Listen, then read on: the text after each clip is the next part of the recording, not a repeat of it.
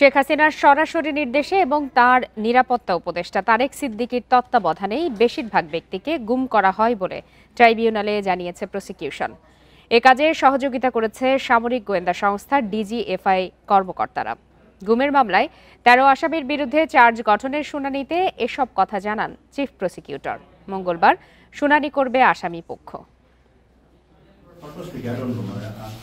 আওয়ামী লীগের আমলে ২০১৫ সালের অক্টোবর থেকে ২০২৪-এর ৬ আগস্ট পর্যন্ত গুমের শিকার ২৬ জনের অভিযোগের মামলার বিচার চলছে। এই মামলায় ১৩ আসামির মধ্যে শেখ হাসিনা, তারেক সিদ্দিকী, ডিজিএফআইয়ের সাবেক ৫ ডিজি সহ ১০ আসামি পলাতক।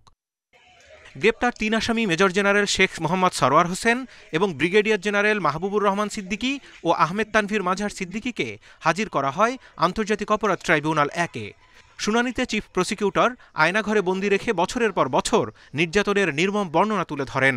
আসামিদের বিরুদ্ধে ৫টি অভিযোগ পড়ে শোনান তিনি। আমরা আদালতে এটাও তুলে ধরেছি যে এই বন্দিশালাগুলো আমরা ভিডিও করে নিয়ে এসেছি, সেগুলো ট্রায়ালের পর্যায়ে আমরা আদালতের সামনে তুলে ধরবো যে কতটা নিষ্ঠুর এই বন্দিশালাটা ছিল। মূল নির্দেশটা আসতো সবসময় শেখ হাসিনার কাছ থেকে।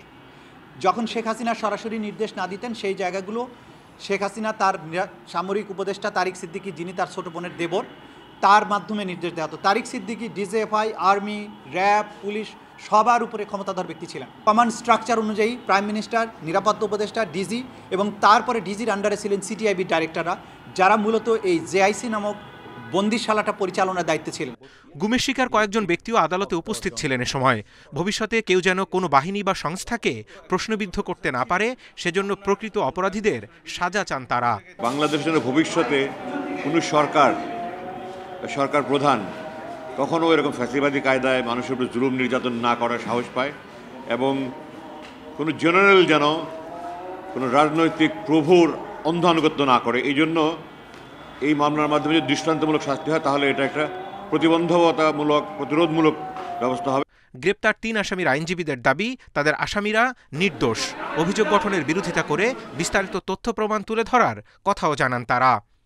Zahidul Bashar, Independent News, Dhaka.